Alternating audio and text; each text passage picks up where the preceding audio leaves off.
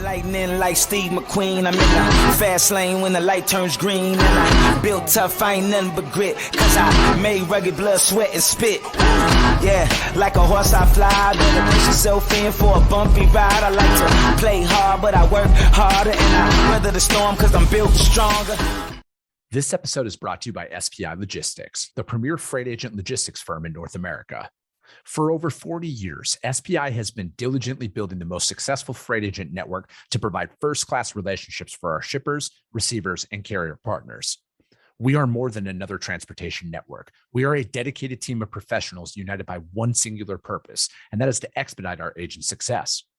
All of our agents are set up for success on day one, as they are provided with a full suite of support staff that is ready to assist them with everything from after-hours emergencies to financial and administrative needs on a no-fee basis.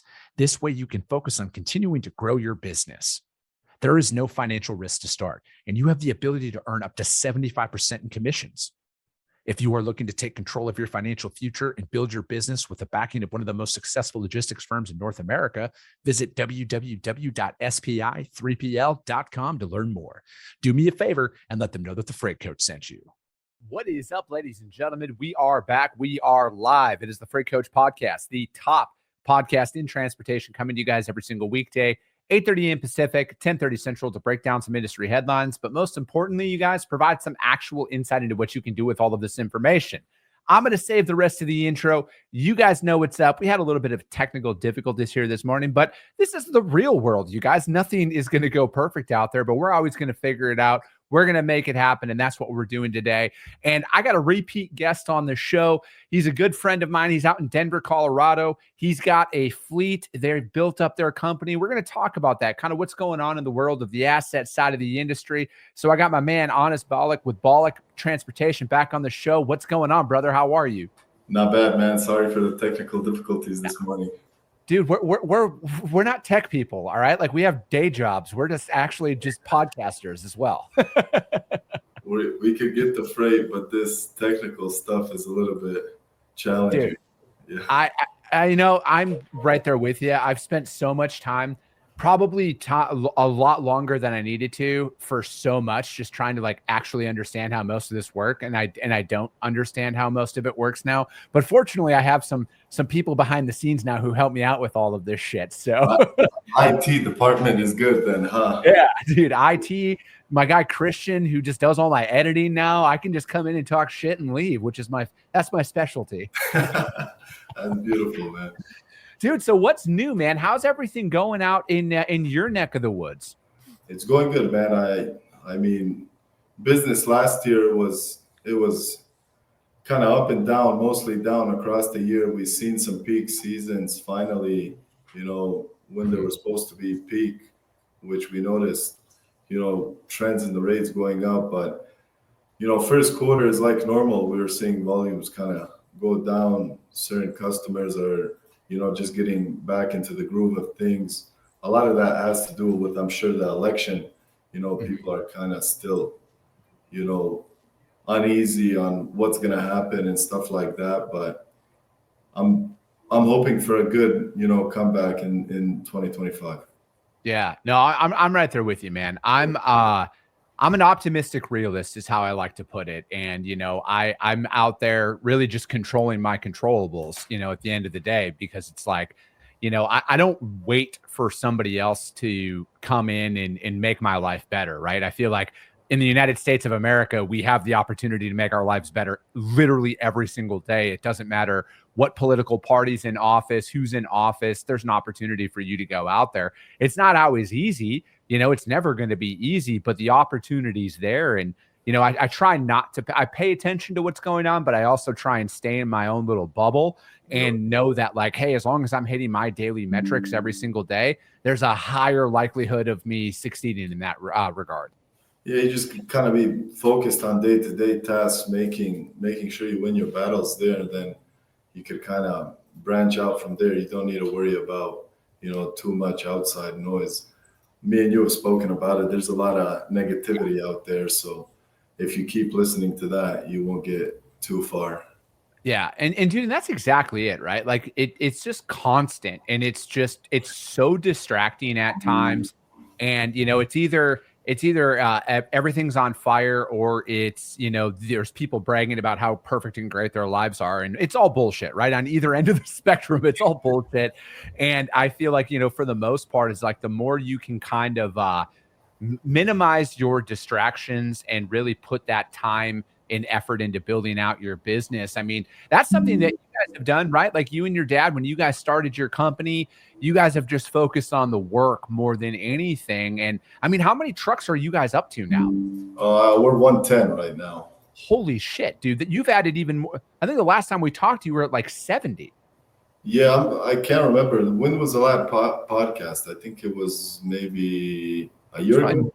Yeah, it was about that time, man. But dude, yeah, dude, you've definitely added in. And I know we were texting because you've added in some flatbeds now. Is that where your guys' expansion has been in, or was it dry vans mostly? No, flatbed was kind of, you know, we added some of that. We expanded in that division as well, but it's been more dry van expansion than anything, to be quite honest.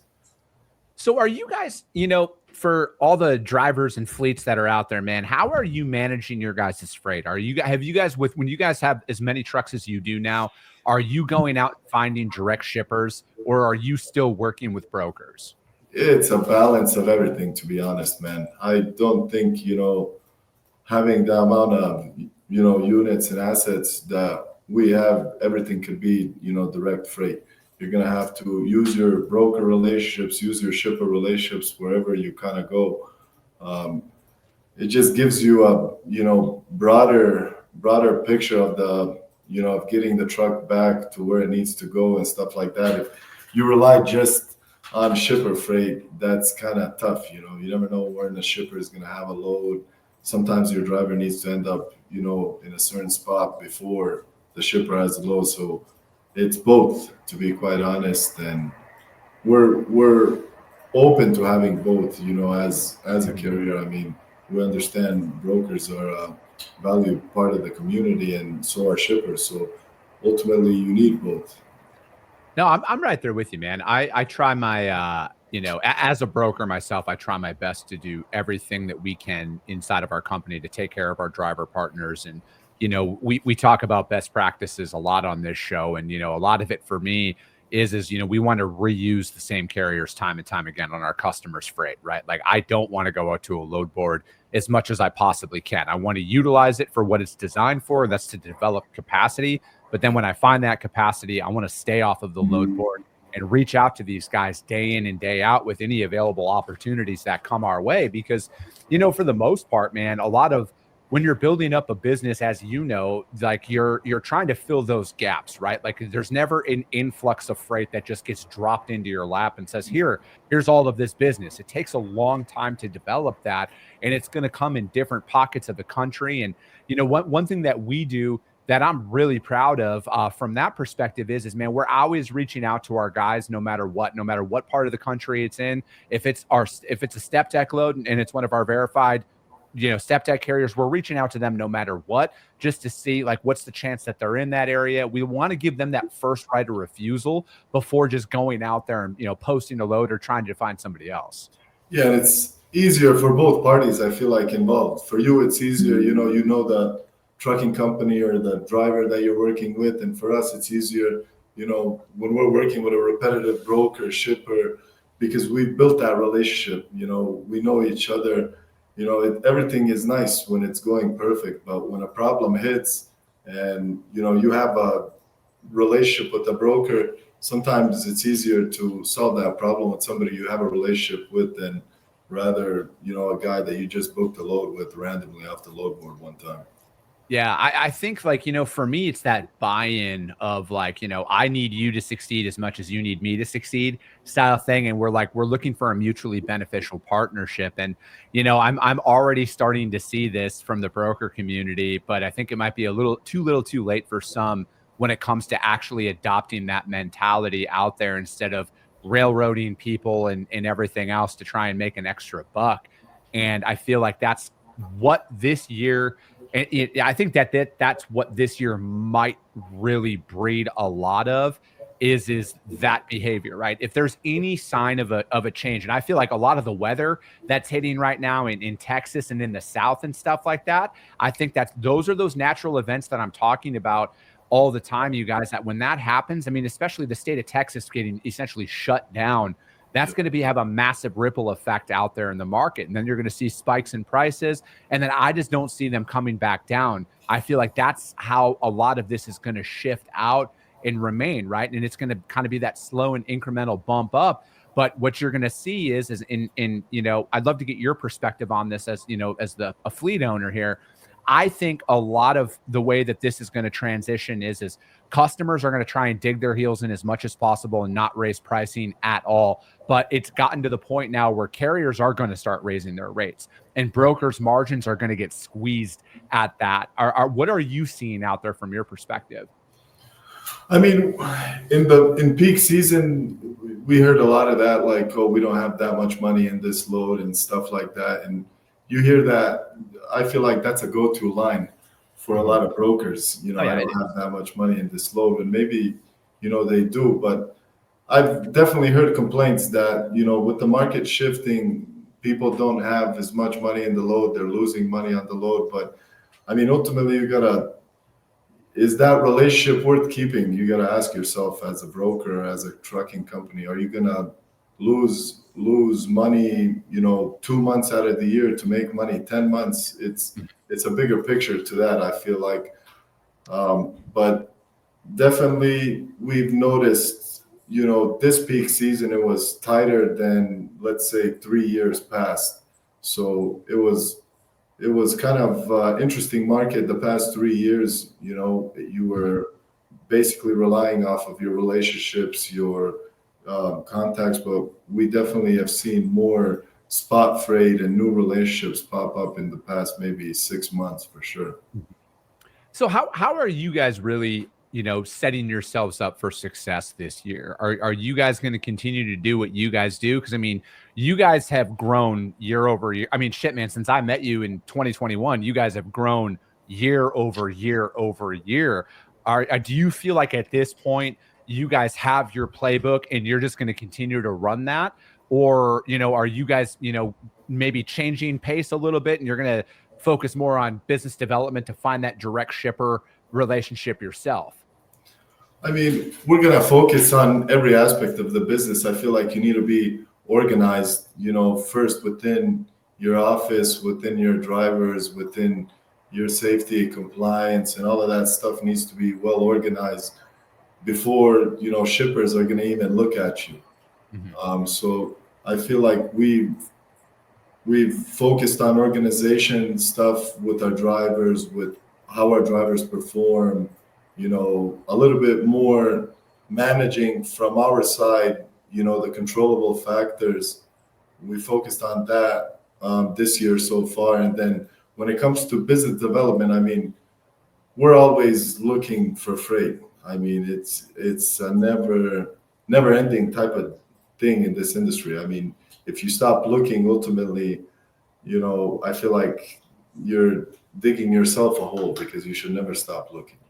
No, I'm right there with you, man. Are you finally, do you feel like your fleet is at a size now where maybe some of the enterprise level shippers out there are starting to take you guys more seriously as an actual provider? Because I mean, I feel like that's just the biggest unspoken thing that's out there. It's not that these large enterprise shippers don't want to work with trucking companies, but you have to have a volume capability for them to really entertain you, to set you up. Do you feel like your fleet is finally at that size now?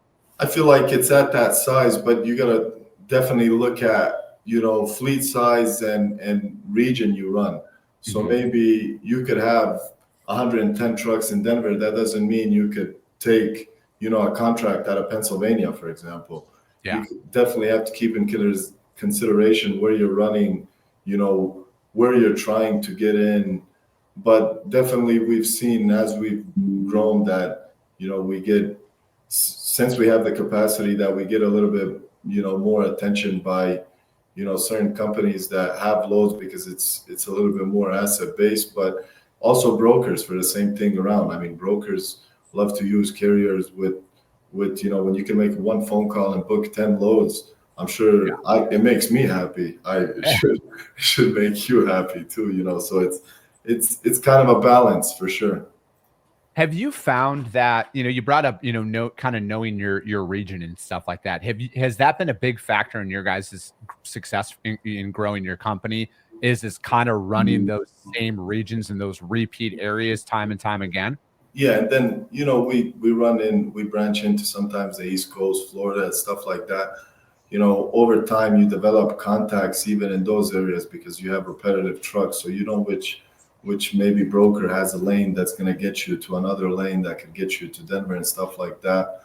But definitely, over the years that I feel like that's developed they call it a footprint. So I feel like you develop your footprint, where you like to run, where your drivers like to run, where you pick up freight. That's developed, after a couple of years of entering this industry. How do you think that might be something that more carriers should be adopting earlier on? Is really identifying what's that footprint that you want to run? Would you advise people on that now that maybe they're looking to expand, or maybe it's just an owner op right now and they're kind of playing the spot market, right? And I truly believe this, man. Like, if you live on the spot market, you're going to die by the spot market, and you really got to develop that out. What is your advice to the driver community that's out there that might be an owner operator? Is it know your footprint? I mean, if I was an owner operator in the current market, I wouldn't, as we would call it, wild west it. So just kind of run it wherever you feel like running. I would definitely keep into consideration even fuel prices in the areas that you run, along with the freight rates. So I mean, if you're gonna run just inner California, for example, when quoting inner California, you should know that you're going to pay maybe $6 to $7 a gallon for diesel, and stuff like that should be kept into consideration for owner ops and stuff like that. But I mean, if you live in California and you know how to quote it, and you live in those areas and you know how to quote it, I feel like you don't have a problem. I mean, we're pretty good about Denver inbound, Denver outbound. It's our niche. We're good at the western states as well. It's kind of gained by experience. I feel like you have to sometimes even fail to kind of learn. You're not gonna get all the answers in one day, I feel like. Do you I'm glad you brought that up, because the longer I get in being self-employed, and it's like the faster you can realize that you've made a mistake, the better off you're going to be, as opposed, like, because at some point you just kind of got to cut the bait, but you also need to see the value in what you went through in that moment. Because like I'm a massive proponent of this statement, honest, and that's like I at this point I feel like it's almost more valuable to know what not to do than it is to what to do in a lot of instances. Yeah, I mean, what not to do is a good way to look at it. But I mean, you're going to make mistakes. And then being in the asset side, sometimes it's not even you that's making the mistake. That might be, a broker scheduling a wrong appointment and your driver's mad at you. It might be a broker missing a delivery time and the broker's mad at you, or the shipper's mad at you. You got to keep a calm head. And I feel like that's very important in all of this. And sometimes that could be a weakness for us all, but if you keep a calm head and you look to solve the problem, I feel like that's 9 times. Once a mistake has happened, it's happened. But how you solve it after the mistake happened, it's important. Do you think too many people are too quick to kind of like, I don't want to, I mean, I'm trying to think of the best way to put this, man. When there is a mistake, they're too quick to like pull people off loads, or, they make a small issue into a massive fucking problem? Man, it's a loaded question. Sometimes people are quick to jump the gun. I'm not gonna lie. If they see a guy sitting, let's say, for an hour or 2 hours in the dock, and their pickup is 4 hours from now, we've seen people just pull you off the load because they don't think you're going to make pickup on time. And we understand it. I mean, if it's your customer and you're nervous about making pickup on time, and you got to do what you got to do. It is what it is. But it's kind of, I feel like the market has something to do with that as well. If the market was a little bit more of an open market, how it was, let's say in COVID or something like that, they wouldn't be as quick to jump the gun. But when stuff is tight, when customers are tight, it changes a lot of people's attitude on how they function. Yeah, no, I'm right there with you. I think that it's, I've always said this, and I'll say this till I'm blue in the face, man. I think most brokers are their own worst enemy when it comes down to a lot of situations that they find themselves in, and it's their inability to act. It might be an experience thing, or, it's just quick to judge. But, I've always found that in every instance, as long as I'm out there doing what I need to do as a broker, i.e. actually verifying load details with your shippers, receivers, making sure everything's kind of in line, because, at the end of the day, man, I'm behind a computer all day long. Like, that's your literal job as a broker, and just to make sure in a lot of those instances. And I just think that, it is that quick to judge. I mean, there is a very big difference between, hey, man, listen, it's been 3 hours and you're still not touched. I need to get a driver recovered on this one, and then kind of pull it from there. But at the first sign of an issue, it's now you're off the load, man. Fuck you. We're going to put you not use now, too. Yeah, you have a 4 p.m. pickup. My guy's getting empty at noon. Yeah. Why are you pulling me off the load type deal? Yeah. But I understand from your perspective, from the broker side. I mean, you see a guy sitting in a dock for 3 hours and nothing's happening. Of course, you got to call the guy, get word from him, and then do what you need to do. But if you have afternoon pickup, and I've definitely told you before I booked the shipment with you that my guy will be empty at this time. Correct. And still, the worst part is half the time that you're getting pulled off the load, it's not the guy that you booked the load with. It's some other branch of the company that sometimes you have struggle even understanding what they say when they pull you off the load. The only thing you understand is I'm going to take you off the load. Yeah. That's kind of tough. What is one thing as a carrier you would like to see improved from the broker community going into 2025? I feel like the guys that we deal with are pretty fair. But definitely for, one-off people that I've booked with recently, I feel like give a guy a chance to fix the problem before you jump to conclusions.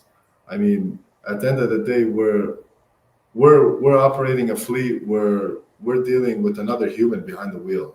Mm-hmm. So working with that human, not everybody's going to work the same. Sometimes a driver could get 500 miles a day. Sometimes a driver could get 650 miles away.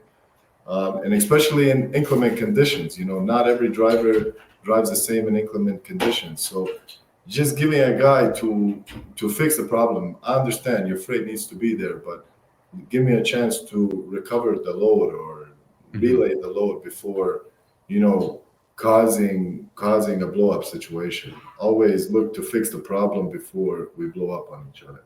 Because I've seen a lot of people, especially this year, and it was due to the economy. Economy is tight. They're quick to jump to conclusions. And I feel like that's not the way to do things.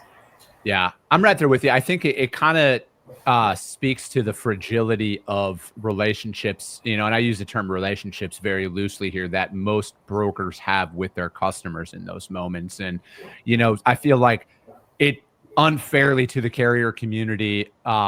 Sometimes you guys are picking up loads that that broker had failed upon already. And then, something happens and it's more of, again, it's back to the broker being their own worst enemy. In that instance, it was an avoidable situation. And I've been there, right? Like I've been in a lot of situations over my career. And if I actually stopped to think about it, a lot of it was due to my own inaction in a lot of situations, or I was holding out for whatever reason. But, and I feel like at the end of the day, you guys end up bearing the brunt of all of that shit that kind of goes on out there. What's something that you wish brokers would have a better understanding of when they are actually working with trucking companies? Because one thing that's very alarming to me is how little brokers actually know about a trucking company. I mean, I've seen brokers. One thing that I've seen a common trend is brokers are quick to jump for that freight guard carrier 411 report. Yeah. I feel like that's, and we've been in business for like 9-10 years. We've never had, any reports put on us ever in those 10 years, but you definitely hear a lot of that word being thrown around, and for simple stuff, you have a truck caught in weather, the road's closed and your load's late. And that has more to do with, he's probably in hot water with his customer. You're under the microscope now because you have that load and you're kind of in that situation. But I feel like, being a calmer guy, understanding there's 18 wheels on the road, that it's a human driving that truck, that, you got to keep understanding for everything. It's going to go through cities where there's traffic. You're driving a truck, not necessarily Google Maps is going to give you an accurate idea how long it's going to get from Vegas to LA. Yeah. Google Maps might tell you 4 or 5 hours. With the truck, it might be 6, 7. So yeah, just kind of keeping it real. If we're going to be honest, with both parties, and I know there's carriers that probably, do the same thing. Oh, I'm empty here, but he accepts tracking. The truck's 250 miles away, and there's from both sides. I feel like I would like to reverse that question on you. What do we as carriers need to do, better for brokers to have a easier life? And I look at it as, just that open and honest communication is really what it boils down to me, right? Like if you can't do something for whatever reason, like I've been doing this for too long now to ever even mention the word freight guard in most situations, like, or any situations, at the end of the day, like, I don't talk about a lot of the scenarios that I've been in because I feel like it doesn't benefit anybody. But, we've had a situation where there was some damage done to a load. The carrier denied any wrongdoing, but to save face with the customer, I just paid it out of my pocket. And we made the issue go away. I didn't go and put a freight guard report out there against the company because they picked up on time. They delivered on time. They communicated well. At the end of the day, shit happens in this industry, and it's not worth my time to go down that rabbit hole on who's right or who's wrong. It's just easier to pay it and move on with my day and save face with the customer, because we're asked the guy from your side, are you willing to split the cost? Yeah. If it's if it's a guy that I work with, 8 to 9 times a week, that I have a relationship, and there's one problem on one load, I'm gonna even look to help you out in that situation. I'm not. More times than not, that's what happens, right? But in this instance, it didn't. But, again, at the end of the day, we're just going to pay it and move on. We're going to protect that relationship, because what I don't want to happen is have my customer have to deal with the shitty outcome of this. It's just easier to kind of read. And, again, I read the room. I was the one who was spearheading the conversations. Yeah. I knew the way. I've been down this road before, and I'm not going to spend days over that. It's just easier to cut bait and then move on. But, I think ultimately, though, honest, it's always just going to boil down to communication, right? Like, if you can't make transit time for whatever reason, just let me know. Like, it's easier for me to communicate with my customer of a delay than have me not find out about it for whatever reason. Like if there's a blowout or whatever happens, just let me know. I need to deal with it. I don't want to do the run around and everything else that comes along with it. But a lot of these scenarios that people complain about, honest, are seemingly go away if you're working with the same carriers time and time again. Because again, they're bought into your business. They don't want you to suffer, because then they suffer, right? And you kind of see that reciprocal relationship that goes on out there. It's not always easy, but every situation I find myself in, even to this day, man, I say, hey, the only way that this doesn't work out is if we stop talking. As long as we're communicating with each other, everything's going to work out in the long run. Of course. Yeah, I mean, communication is always important, from both sides. I feel like carriers. I mean, we started doing, especially with the winter cold the last 2 weeks. I mean, we just started telling people in ahead of time, we're gonna probably deal with weather this week, so we'll keep you in communication. But we get ahead of, that communication as quickly as we can. But sometimes, we expect the driver to get there. Driver runs that hours, let's say maybe an hour out from delivery, and then next morning flies by, and then there's an 8 a.m. delivery in the morning, and you're getting to the office, and maybe that 8 a.m. delivery got cut short due to hours. There's some of that stuff that happens. But, carrier's job is to communicate that. And that's why, we put in place after hours, we put in place, multiple people and multiple teams, tracking and tracing the driver. We've done a lot of stuff just to, kind of minimize issues and kind of get ahead of those issues as quickly as we can, just so you could avoid a headache as the, customer / broker. And we as a carrier don't lose time, let's say, waiting for, a reschedule, a lumper to be paid or stuff along those lines. What's your opinion on broker transparency, man? Like it's making a comeback. It was very loud of like 3 years ago, and now it's seemingly gained some traction. I mean, President Trump all but ended any discussion of it for a while now because he put a pause on any new rules and regulations across the federal government entirely.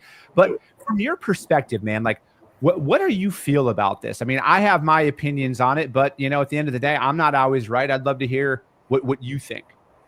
I mean, I look at it from both sides, from a carrier side, it would be in benefit of the carriers. For the broker side, I feel like it's unfair from your guys's, side of the business because, every customer is different. Every piece of freight is different. If a market is a market on a certain lane and, you find a customer that you get a better rate with on that lane and you're ultimately selling it at a fair price, then it's cool with me if you're making, let's say, more than average on that lane because that was your customer. You negotiated that. And I feel like it's a two-sided sword, Yeah. I think that, with obviously it's a point of contention, in the industry and nothing like that. When somebody feels like they're getting the short end of the stick, it never bodes well for any parties involved. And, it's like the more like obviously the rule that everybody's talking about was, instituted in like the 1980s. And I feel like one glaring oversight by a lot of individuals is how freight is procured now as opposed to how it was back when that law was put into place, where back then, you would hire me to find freight on your behalf directly, and I would be like the only broker that you would work with in a lot of those instances, right? Where you would hire me specifically to do that, where I feel like now the roles have reversed, right? Where carriers are now contacting brokers for freight. So, I think at the end of the day, like whatever happens in Washington, D.C. is out of my control, whatever kind of comes about with it. But I just look at it as like, at the end of the day, how do you benefit by knowing how much money I make on a load? And then what stops you from taking said information, going directly to a shipper in those instances, right? But again, like ultimately, does knowing what I make on a load make you more profitable in your business? Does that make you all of a sudden run a more efficient operation? You as a carrier ultimately have the final call whether you're going to take that load or whether you're not going to take it. If you don't like the price, don't take the load. That's how I feel about it. I mean, it would be interesting, don't get me wrong. I mean, to see what, people actually have in certain loads. I mean, there was some articles, that I read before back in the day where, they were getting maybe $4 a mile on a lane and they were selling it to a carrier for $2.25. Those articles have came out. We've seen that's done, and people call that, they were calling it almost like a price gouging type of deal with the carrier. But I mean, ultimately, the carrier had that final call whether he's going to take it. If the carrier feels like that's profitable within his business network, he's the final word there, in my opinion. Yeah. And you know, again, I'm not in everybody, and I don't work with every single shipper in the United States of America. I don't know everybody's numbers, and frankly, everybody else's numbers is irrelevant. You know, my business's numbers is all I'm really concerned about. But when I see claims of some people making 40, 50, 60% margins on loads, the competitive nature, and again, this is just coming from my seat as a broker who actually quotes freight every single day. I think that would be extremely hard to do in today's environment, in today's climate. I really do. Just knowing how competitive it is out there and knowing how many providers a lot of customers work with.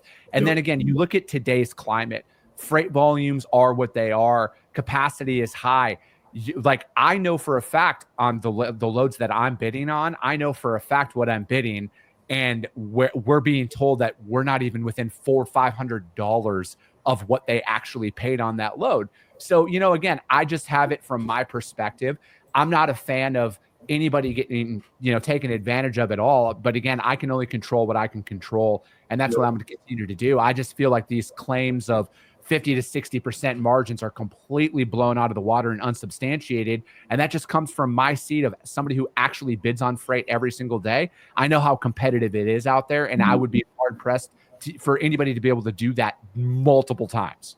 It's almost, I feel like that's almost like you asking a carrier, you know, from your side, what's your break-even cost?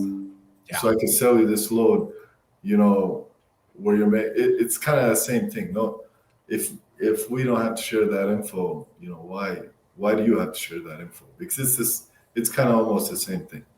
No, dude, I get it. Well, hey, man, I appreciate you joining me. I always appreciate your candor, you know, our friendship first and foremost, but like, I love having you come on, man, because I feel like I get the no bullshit, no emotional response to a lot of stuff, because like, you're out there actually doing it, man. You know, at the end of the day, it's your actions that matter the most. But dude, are you guys hiring drivers, anything like that? How can anybody reach out to you guys to find out more? We're hiring drivers. Feel free, you know, I'm on LinkedIn. I'm active on LinkedIn. Add me up there and, you know, reach out to me if you're interested, you know, in drivers, or if you're a broker looking to make a relationship, customer looking to make a relationship. We're based out of Denver. We're running in and out of Denver. So we do whatever it takes to get your freight there on time and safely. I love it, man. Honest, thank you so much for joining me. And if you guys can't find him for whatever reason, hit me up. I will gladly put you guys in contact with him. As always, if you guys got value in what you heard, subscribe to the show. If you're feeling really ambitious about it, rank the show on iTunes and Spotify, because that's how we reach more people. And that's because if you saw value, chances are you're going to see value as well. I appreciate you guys. I love you guys. And we'll be talking to you soon.